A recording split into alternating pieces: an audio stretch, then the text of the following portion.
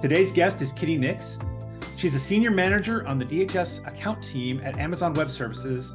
And Kitty and I go back all the way, I mean, not very long ago, but 2018 still quite, it feels forever ago with COVID between us and then. And we both participated in the ACT-IAC Partners program and got to know each other in that leadership development program. So thank you so much for joining me today, Kitty. Thanks for having me. I'm super excited. It's fun to be a geek. So talk a bit. So there are many people who haven't probably had an opportunity to meet you at a networking event or through ACT-IAC or through the work you do with AWS. Talk a bit about yourself. Where are you from, who you are, and what you do? Sure. So I grew up in Northern Virginia. I'm one of those rare folks who actually is from here. I was not born here. My dad was State Department, so I was born overseas in Turkey, but he retired when I was 2 and worked on the Hill. And so we moved to Reston, and I stayed there until I went to college. And then I came back and have been working in government consulting since 1995. Wow. So now rolling that back, you went to college. Where and what did you go to study? So I went to college at JMU in Harrisonburg, in Virginia. I did not go there with a plan in mind of what my major was going to be beyond business. I knew I was going to major in business, but I didn't know what area of finance, accounting, computers, marketing, just knew it was going to be business. I chose JMU mostly on feel and culture. I didn't even apply to UVA. That wasn't my thing. I didn't apply to tech. It was too big and overwhelming. So I was pretty much all in on JMU, or else I was going to Colorado State or University of Colorado Boulder because I love to ski. Well, not as much anymore, but I used to ski a ton, now just a little. And what program did you go for? Well, I ended up in computer information systems. Okay. But that was, I mean, I hate to say it, it was literally dumb luck.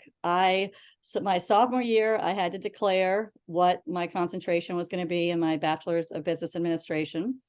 And so I talked to a number of friends who were also in the business school that were older than me to figure out how they made the decision, because it hadn't popped out.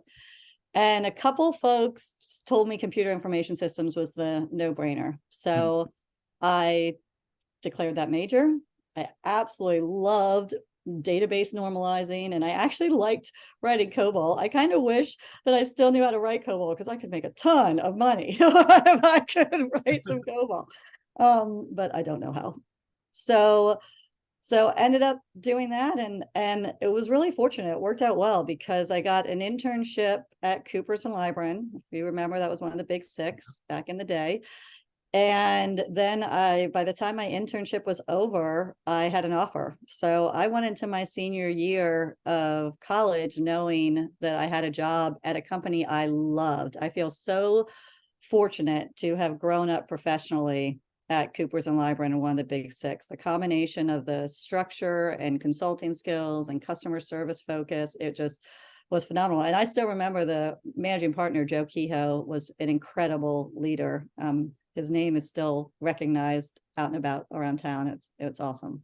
Wow. And that's pretty amazing to have that internship roll you into a job that far in advance, right? A lot of people are graduating hoping their internship's going to turn into something. Yeah, it was a little bit of a different time. Definitely, we've had some ups and downs, and there's been some periods where it's been very hard for college graduates to find jobs. So I feel very, very fortunate. It's a combination, I believe, of working hard and being prepared, but also timing and patience and a little bit of luck at times. So it turned out I actually didn't love the technical jobs once I got into the workforce. I'm pretty extroverted like you, and I like engaging with people. I like the business analyst roles more, and then ended up going on a management track, and that was better suited for me long term. But that degree really laid a solid foundation that was extremely marketable at that time. I mean, still, quite honestly, still is marketable. And I had a couple of different opportunities, but I was all in on Coopers and Lybrand. And it's funny because I've had lots of wonderful experiences throughout my career. I've worked at large companies, I've worked at small companies, always on the industry side, supporting government. And Coopers and Lybrand and AWS are kind of like my flagship career experiences. And I hope they're my bookends. I mean, I would love to, when I retire from AWS. I would absolutely love working at AWS. That's amazing. So then, what are some interesting job transitions you had in terms of like the decision-making processes to you know, everybody goes, oh, should I change? Should I go someplace else? What are some interesting ones for you? Yeah. So this is going to sound a little kooky, but I believe in energies in the universe, and I'm spiritual. And I believe that, there's someone taking care of me, an angel up there. Even things that I was devastated and thought were horrible related to my career ended up being such blessings in disguises looking back. And I have always, it's kind of like the major I picked and the internship, things have just fallen into place because I've worked hard and I've made good choices and things have worked out. So along those lines, I was at Coopers and Lybrand, loved it, loved my team. I'm still connected with folks that I worked with. Absolutely love it. Well, as you know, PricewaterhouseCoopers and Pricewaterhouse and Coopers and Lybrand merged to become PricewaterhouseCoopers. Right. The cultures of those two organizations could not have been more different. Was not a fantastic fit.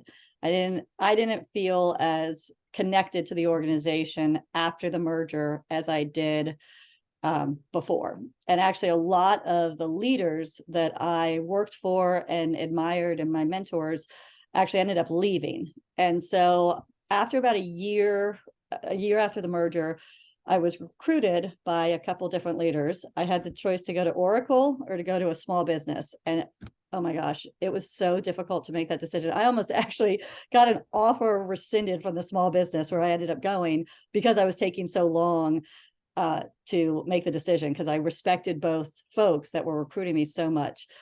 So I ended up going with the small business. It was so fun. It was 1999 at that point, and it was the midst of the dot-com boom where there's foosball and kegs in the kitchen and all kinds of stuff. And, I'm in my 20s at this point. It was absolutely blast, great culture. So I was there as the same thing, business analyst, program management kind of role. And we were small. I mean, small. And I love to tell this story. I'm not going to name the company, although they're still thriving and doing very, very well. But I was working one day and I went to the printer and there was porn printed out on the printer. Oh, no. And I was like, wow, okay. This would not have happened at Coopers, but okay. So I picked it up and went to our CEO and I said, yeah. So it doesn't, like, I'm not freaking out or anything. However, this is going to offend and potentially put your entire company at risk. You really need to think about HR and like putting a little bit more structure in place. This organization, I think we were 3 million when I joined. And he looked at me and he said, I haven't really met an HR person that I like fits with our culture and what I'm trying to do and build. He goes, I think you get it. And you're smart. Do you want to try to stand up our HR practice? Oh, wow. And I was like, fun, sure. So I went back to school, got my master's degree in organizational development, took a ton of training as well. And by the way, I was standing up the practice as all this was going on. The division, starting with recruiting and formalizing things. But when you're doing HR, you really need to understand the laws and that kind of stuff. And so I wanted to enhance my learning behind that. So I was there for almost 10 years and helped grow the company. And, I so proud of the work we've done. We ended up winning multiple awards for our culture and best places to work. And we had unlimited vacation days before that was a thing. We paid 100% of health insurance before that was a thing. I mean, we just had incredible benefits and treated our folks so well. It was such a wonderful experience. So next transition, we were phenomenal another company I fit in, I loved it. Probably could have stayed there forever. We were incredible at retaining our customers. We did quality work. We were not as strong at sales. And now, granted, federal, and we actually were federal and commercial, but that it's a difficult industry to sell into. So in my head, I was like, it cannot be this hard to sell to the government. Like, this cannot be this hard. And I wanted to learn how to do it. I wanted to figure it out and understand it better. So one of the women I knew through the HR world said, you know what, Kitty, I can teach you to sell. She sold HR programs to federal contracting companies. And so she said, I can teach you to sell. Come work for me. You know, we all agreed that was a great decision. It worked for her. She did. She taught me how to sell. And it was good. It was a passion, turned into a passion and something I absolutely loved. And so I ended up there for a few years.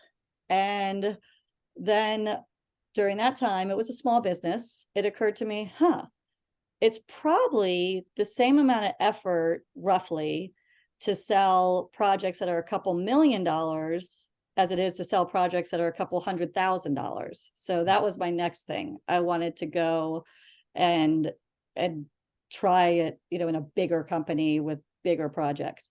So I ran into one of the partners I worked with at Coopers and Lybrand at Cozy and Reston Town Center. Hadn't seen him in forever. He asked me what I was doing, and I shared, and he said, oh my goodness, I just started at a large company, and I'm part of my responsibility is human capital and training. Would you come work for me and be business development? I mean, and we're talking like 30, 40, $50 million contracts, wow, like building training systems for Department of Defense customers. And I looked at him, I said, I have no business doing this job. Like, you know, I have very little experience. I mean, I know government customers but I have very little experience. He goes, you're smart, you can figure it out. So I took that job. I am very proud to share that I led the efforts to win a large contract, $20 million contract at an agency that company did not have work at. And it was phenomenal. So exciting. I think I'll never forget the day I got the email saying that we won. And I mean, I was on cloud nine. And again, same thing, folks from that project to this day are some of my best friends. So I should probably pause because gosh, I talk a lot. Yeah, no, you don't even have time. It's very interesting. And because your career is gone through this gyrations, I love what you're saying. You did the small company experience, and I've worked for small companies, 15 people, right, where everybody has to do everything. And I've worked for very large companies and, of course, government agencies. What would you say? I'm going to just ask a question I didn't warn you about. How would you describe, not which one is better, but what are some of the positives that you took from each of them?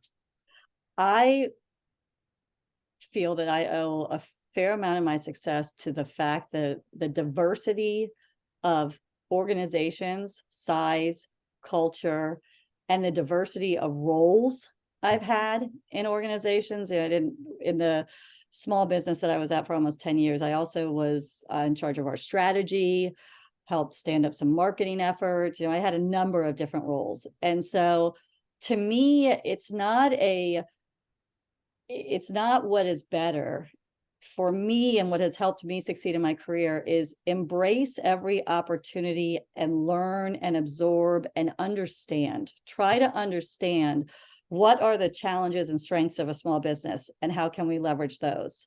What are the challenges and strengths of a large business and how do we play, you know, how in all these situations do we play to the strengths and minimize the situations that are weaknesses? And the same for roles. So it's hard to say what's better or worse. You know, upon reflection and seeing that the two companies where I really felt at home were Coopers and Amazon Web Services. And again, not to say I loved all of my jobs, but large companies are probably better aligned with my work style and my need for new and exciting information and new opportunities. And at Amazon Web Services, we have this concept that's called raising the bar. And just by numbers, it's harder to do this necessarily in a small company, but we have an expectation that everyone we hire is responsible for raising the bar of everyone they're working with. And so when you're surrounded by folks that are trying to really show up in their A game every day, it encourages everybody to do better. I actually we just added a new person to the DHS team, and she and I work together daily, and I love working with her. She is younger than me, has a ton of energy, a ton of great ideas. She's so organized, and she, every day, I'm like, okay, I gotta, I need to stay at her energy level and excitement and organization, even though I'm kind of tired and old. And I've been at Amazon for a while, but I hope that she would share that there's things that, I'm helping her raise the bar too. So from that standpoint, the large companies are probably better for me. I can see that. So as you've gone through this varied career of different roles and companies, what's something you've witnessed that you wish we just did differently? Something that if we came to you, Kitty, and said, hey, today you're the person with the power to make a change happen that could benefit whatever you've witnessed, what would that be for you? So back to the understanding comment that I made earlier about going all in organizations, embracing and learning, it would be phenomenal if there was a way to, at scale, have rotation programs that required a certain percentage of any government organization or government contracting organization to spend time on the other side. Because the lack of appreciation and understanding for the reality of somebody who is in a federal GS-15, SES, CXO role, you name it, there's a lot to consider that industry doesn't always appreciate. And then same thing on the government side. There are folks, I have lots of close friends and family that were federal employees that, sometimes they'll unfairly think that industry is just out there to make money. And of course, yes, we don't stay a business, and we won't be around if we aren't profitable. However, to be candid, I would make more money having commercial customers, but I feel a tremendous responsibility to serve our country and support the mission of our government. And so I choose to be in this career because it's my way of serving our country. Anybody would tell you I would not have gotten through basic training. So military, unfortunately, wasn't an option. I would have loved to get the leadership skills that they provide, but this is the way we serve. And sometimes industry gets a bad rap, and that's not always the case.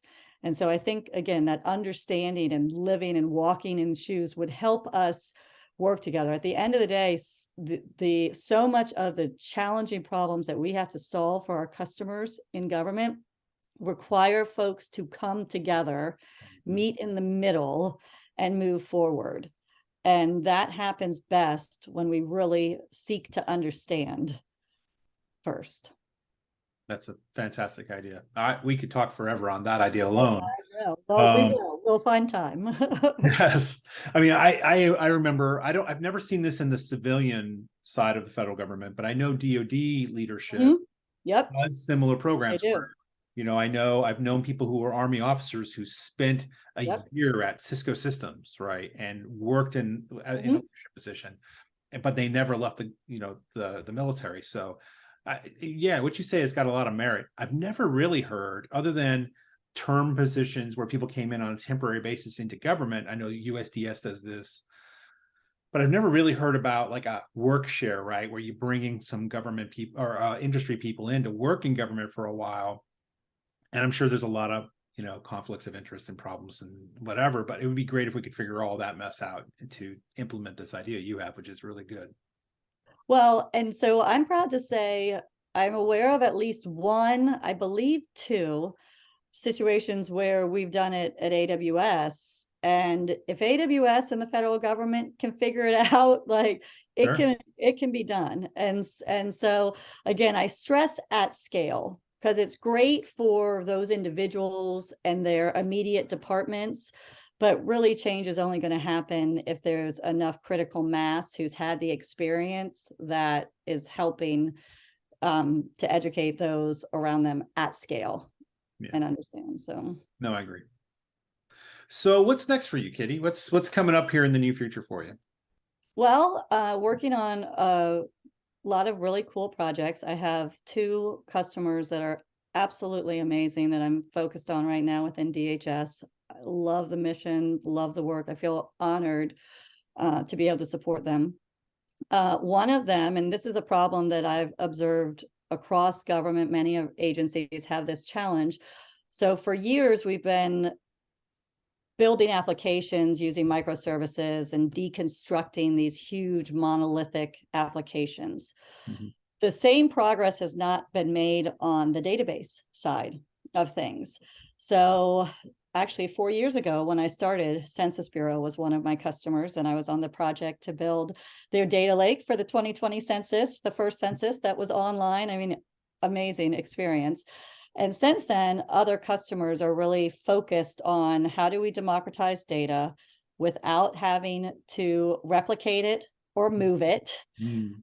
but again, still provide access. And so helping these large, complex organization build enterprise data architectures. Some folks, data mesh is part of it, data gateway is part of it. Right. One of my customers says, we just call it data Swiss cheese because we're sick of all of the buzzwords. And I was like, okay, data Swiss cheese. We'll do a data Swiss cheese project. Although I was like, could we pick a cheese that doesn't have holes? Because holes, Right. that doesn't sound good. So we're in the early stages of helping our customer do that. And I'll be perfectly candid. I don't know if my leadership watches this, I might get in trouble, but part of what we're doing is the reality of the government is they've got to be multi-cloud and, do other things. And so solving that problem and figuring out, okay, we got some data in a software as a service over here. We've got data on-prem still. We have data in a colo. We've got obviously all of our very important mission workloads are in AWS. Right. But how do we get access to all of that data, keeping it where it is, and be able to enhance our analytics and thereby our decision-making problems. So we're probably years away from a result there, but that is a project that I love working on. And in terms of what's next for me, like I said, I hope that 10 years from now, I'm still working at AWS, although I probably will have had 3 or 4 different roles at AWS by then. That's one of the things I absolutely love working at AWS is there's tons of opportunity if you work hard, and I love the challenge and the opportunity to learn new things. Wow, that's amazing. Well, Kitty, I'm always excited to talk to you. You're a vibrant personality and very hard worker. And so I look forward to seeing you soon. Thank you. I'll see you at the fellows party next week. Yeah, thank you.